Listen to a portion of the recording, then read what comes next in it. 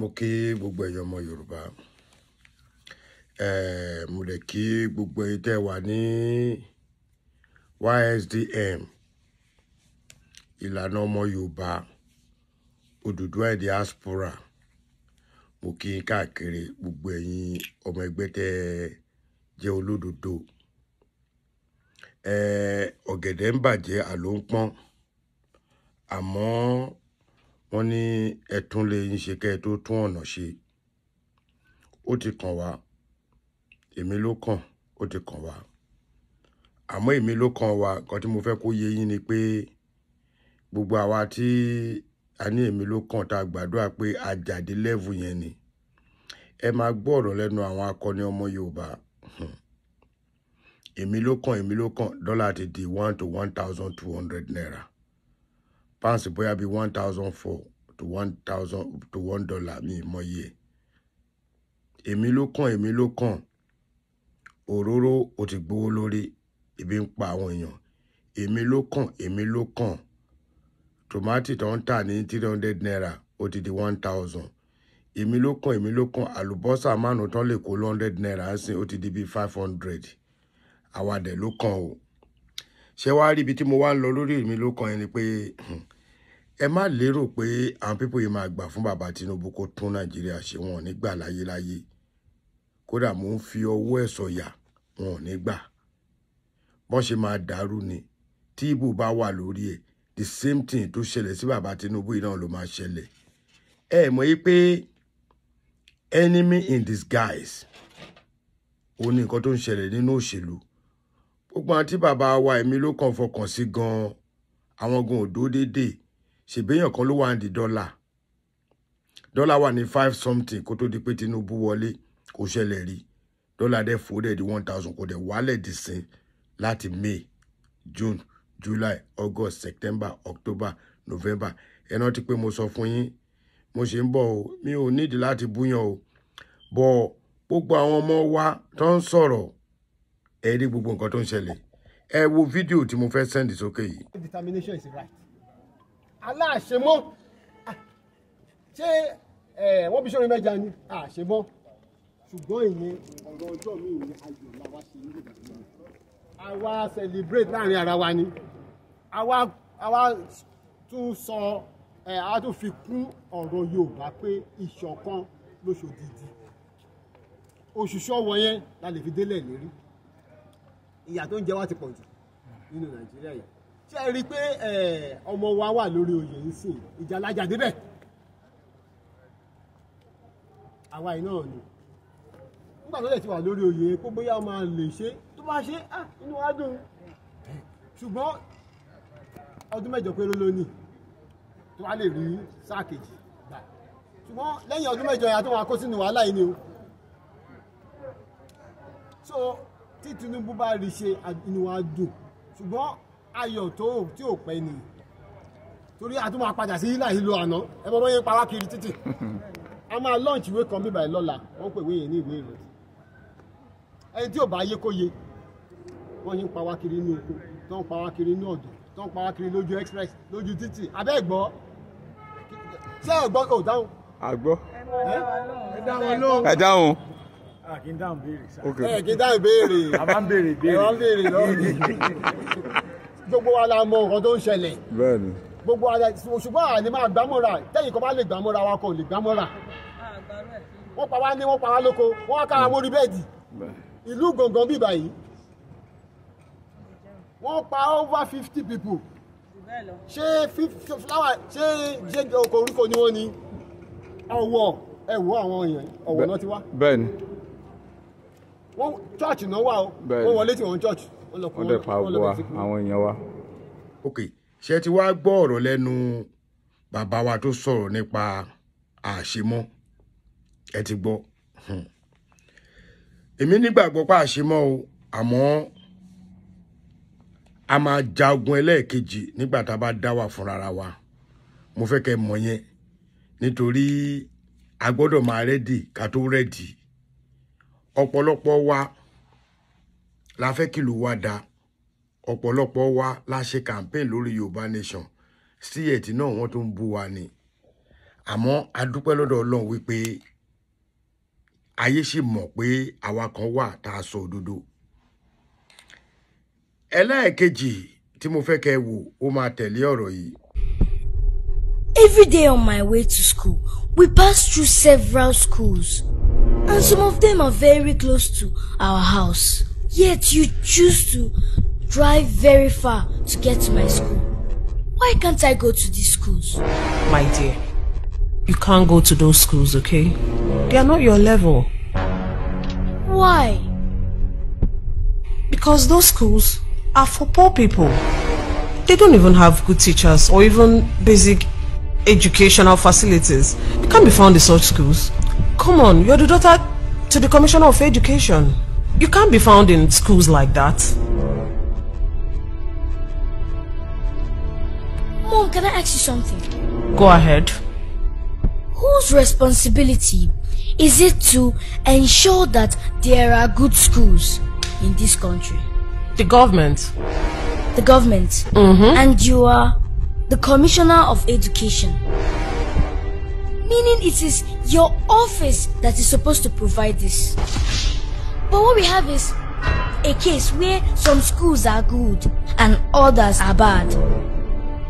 Going by this, the good ones are designed for the supposed rich children like me. And the bad ones, or the low-level ones, as you call it, are designed for the children of the poor. Mom, is that not wrong? Should every child not have the right to get good and quality education? Why does it have to be based on how rich or how poor they are before it is gotten? My dear, these matters are beyond you, okay? You can't talk about things of this kind. Mom, I completely disagree. I disagree with you. Completely. It's about time people in public seats like you, Mom, sit up to their responsibilities. Quality education is the right of every child, not minding if the child is from a poor home or rich home. Mom, if I as a daughter of a rich Commissioner of Education can be sent to a good big school, then the daughter of a poor trader can too, because it is the right of every child. In fact, driver, please stop this car. What do you mean? Driver, please stop the car. Mom, what is good for the goose is 100% good for the gander. When you call yourself Minister of Education, Minister of Education, o gbé ọmọ ẹ lọ sí school lówó, ṣùgbọ́n o fẹ́ kí ọmọ tálíkà kan lọ léèwé. Mo wá fẹ́ kẹ́ mọ̀ pé that Minister of Education mo ní guarantee wípé local school ni wọ́n náà lọ. Báwo la ṣe fẹ́ tún lé ayé ṣe báwo la fẹ́ tún ìta ṣe? Ìwọ tó lè túnú lé ẹ ṣe, ó dàbí ìwọ tó fẹ́ tún ta ṣe. Ó dàbí nǹkan tí máa ń bá wọn ará ibiṣẹ́ wa sọ ní dining room wa níbi tá ti ń jẹun, ní lunch room wa. Àwọn míì nínú wọn wá jẹun, wá dẹ̀ fi gbogbo everything wọn tó ń filẹ̀, wọ́n dẹ̀ filẹ̀, wọ́n dẹ̀ lọ. Ǹjọ́ mo wá ṣẹ̀ṣẹ̀ wá dé, mo wá kọ lẹ́tà síbẹ̀ pé clean after yourself. Kò sí baby ń bí báyìí. If you don't clean after yourself, mo máa ń take a picture wọn, máa send ẹ̀ sí HQ ni. Because ọ̀pọ̀lọpọ̀ nínú wa a lè tún ilé wa ṣe. Wà wá ń túta ṣe. You will see some people wọ́n máa wá síta láti wá correct èèyàn, but wọ́n correct inú ilé wọn. Kí ni ẹ máa ń jẹ́ nǹkan kan tí máa ń ronú sí pé why tó ṣe ń rí bẹ́ẹ̀? Ẹ̀yin ọmọ Nàìjíríà, ẹ wo àsìkò tá a wà yìí. Àwọn ọmọ wa tá ń pè ní youth, they don't want to do anything anymore. Youth ọmọ 14, 17 years fẹ́ ra mọ́tò fún bàbá ẹ̀. Tí a bá jà ìjà yìí nísìn, ṣé ń gbọ́ mi? Tá a bá jà ìjà yìí nísìn, ẹ wo fídíò tó máa tẹ̀lé fídíò yìí. Continue pẹ̀lú àwọn ọ̀rọ̀ tí mò ń sọ tí mò ń break díẹ̀díẹ̀. Ẹ wo tẹ́lẹ̀ dollar is 150 to $1. Nísìn, ẹ wo rate tí gàrí fi wà. Gàrí is poor man food. Gàrí is no more poor man food. Olówó ló ń jẹ ń sìn. Ẹ wo ìtàn ta bag of rice sígbà tá wà tẹ́lẹ̀. Ẹ wo gálà tá máa fi ń panu wọn bí ẹ̀dá kó ra gálà mọ́. Ẹ wòran. Búrẹ́dì gangan wọ́n ti ń ta búrẹ́dì ní 1,500 naira ní búrẹ́dì téèyàn ń jẹ. Tẹ́ pé gbogbo àwọn nǹkan tí àwọn èèyàn wo tí poor person lè rà wọn ò lè rà mọ́. Débi pé ajá táwọn èèyàn ń sìn gan ò lè jẹun. Ẹ wo epo wa bó ṣe rí. Ẹ wo iye tó ń tẹ ẹyin nígbà kan. Ẹ má tẹ̀ jẹ́ àgófà ẹ jẹ́ àkànṣe níbi 4 years. Ẹ wo iye tó ń tẹ epo nígbà yẹn. Ẹ wo iye tó ń tẹ ẹyin nísìn. Ẹ wo iye tó ń ta rice nísìn. O ò lè lọ sí store kódà tó bá lọ síbi tó ti ń ta oúnjẹ nísìn wàá máa gbọ́ ògúnfe ẹyọ kan 1,000. Ògúnfe lọ́dọ̀ ya tèmi nígbà táwa wà ń Surulere 50 naira lògúnfe. Báwo la fẹ́ ṣe? Ààrẹ náà ni o. Ẹ máa wò lọ. Ṣẹ́yìn náà ti wá rí pé ọ̀gẹ̀dẹ̀ ń bàjẹ́ àló ń pọ́n. Ọ̀gẹ̀dẹ̀ ń bàjẹ́ àló ń pọ́n. Nítorí pé àìṣòdodo wa, àìnífẹ̀ẹ́ ọmọ wa, àìnífẹ̀ẹ́ ara wa nílẹ̀ Yorùbá. Àwa yìí kan náà lájọ ṣe Yorùbá nation lájọ bẹ̀rẹ̀. Pẹ̀lú grace of God tínú gbogbo wa dùn. Àwa yìí kan náà la bẹ̀rẹ̀ ọ̀tẹ̀ pẹ̀lú ra wa. Mo ti sọ́rí. Nígbà tá a bẹ̀rẹ̀ Yorùbá nation gan, bàbá wa olóyè Sunday Igboho with due respect. Mo sọ fáwọn kan, mo ní olóyè bá wa lẹ́nu kíní yìí ni, àwọn ní ṣé mi lè sọ lójú ẹ̀. Mo ní kí ló dé tí mi lè sọ lójú ẹ̀? Níbi tá a bá lé ayé wa dé yìí, ṣé Igboho máa wá lu èmi ni àbó máa ní mi ọ̀rọ̀ tí mo sọ right? Mo á sọ fún wọn pé nígbà tí wọ́n lọ fọ́ tán lọ pa àwọn ẹbí ẹ̀ ní Ìgàngán lolóyè náà dúró tán. Àmọ́ ọ̀pọ̀lọpọ̀ nínú wa ẹni pé mò ń tẹnu mọ́ pé ọ̀gẹ̀dẹ̀ ń bàjẹ́ àló ń pọ́n. Táwa ń lo ìbò bá ń sọ̀rọ̀ ẹ̀yin tẹ́ ẹ wà ní Nàìjíríà ẹ má máa bú wa. Kò take mi ní anything tí n bá fẹ́ wálé mọ́. Ọ̀pọ̀lọpọ̀ wa tá wà ń bì tá a bá fẹ́ lọ lé máa lè jókòó sílùú yìí tí ò sí nǹkan tó máa ṣẹlẹ̀ tá máa fi kú. Bọ́n nítorí ìlú bàbá tó ti bí wa ìlú tó lágbára ni. Ó ní brother mi kan Mr. Emmanuel amọ̀ye ìgbà tá a fi lọ sí New York. Amọ̀ye ìgbà tá a fi parade ní Washington DC, Philadelphia, àwọn kan tó gbéra wọn lọ London. But still yet náà ẹ̀yin kan sì ń dúró lórí ẹ̀. Gbogbo ẹ̀yin tẹ́ ẹ wá lọ fọ́gò, tẹ́ ẹ gbá dáadáa ní, tẹ́ ẹ gbébọn, tẹ́ ẹ lọ jà ẹjọ́ kí ni gé nìyẹn o. Ẹ̀yin tẹ́ ẹ gbá àpótí ìdìbò, tẹ́ ẹ láwọn èèyàn ní dìbò bì kan, PDP ló gbọ́dọ̀ dìbò fún, APC ló gbọ́dọ̀ dìbò fún. Ẹjọ́ ń torọ Ọlọ́run. Irú mọ́tò náà ti rà fún yín. Irú ilé wo náà ti kọ́ fún yín. Tó bá tún di another 4 years ẹ tún lọ bẹ̀.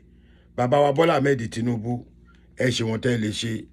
Ẹ fẹ́ gbọ́ advice tèmi fún bàbá ni pé bàbá tẹ́ ẹ bá ti lu ọdún 4 ẹ fi kíní yẹn lẹ̀ fún wọn.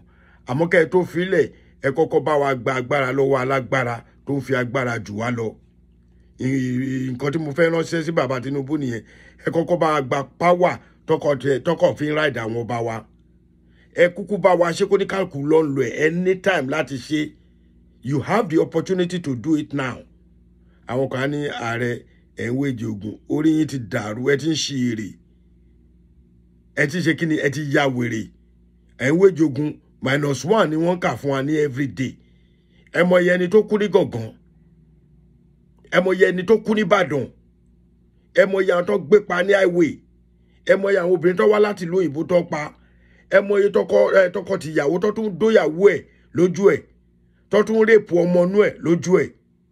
Báwo ni Fúlàní ṣe wọlú Nàìjíríà? Báwo náà ṣe wá lágbára nílẹ̀ Yorùbá? Tẹ́ bá pa wọ́n wàhálà, tó bá pa yín wọ́n máa fi wọ́n lẹ̀. Ẹ̀dẹ̀ tí sọ pé àti wake up. Ṣé rí ó dìgbà tí wọ́n bá kó ìbọn yẹn wọnú ilẹ̀ Yorùbá nation direct kẹ́ tó mọ̀. Ẹni tó ṣẹlẹ̀ ń Kánò. Èmi ò ní sọ̀rọ̀ jù bẹ́ẹ̀ lọ. Bàbá mi Emilokan ẹ wò inú mi dùn pé kàn yín o. Àmọ́ ṣe fẹ́ gbọ́ tẹ́ bá ti ṣọdún 4 ẹ jẹ́ kí gbogbo àmọ́ bí tá à ń lọ before 4 years. Wọ́n ẹ lè rí nǹkan kan ṣe o. Ìpè kọ́ because àwọn tó wà ní ìjọba sì wọ́n ready láti ba ìjọba yẹn jẹ́ fún yín. Tí ò sí àbàwọ́n kò sí nǹkan kan tó ń dúró dè ní pé wọ́n fẹ́ ba ìjọba yẹn jẹ́. Àwa support nítorí a jẹ́ Yorùbá láṣẹ ní kẹ́yìn náà wọlé. But ẹ ti wọlé bàbá ẹ wá ní power. Olórí burúkú tó ń rèsì dọ́là wọn ní London ló wà. Wọ́n rí mú o. torí mi mọ why tí dollar wa ṣe máa change tó máa change bẹ́ẹ̀ tó vibrate ẹ bá dé Saudi owó wọn ò kúrò bẹ́ẹ̀ Emilokan Ọlọ́run ní jó bàjẹ́ o Ààrẹ Almaroof náà ni ọmọ Ọ̀yọ́ Aláàfin Òjòpá Ṣẹ̀kẹ̀rẹ̀ Bádé ọmọ Àtìbà ẹ lọ wò mí lórí YouTube mi o.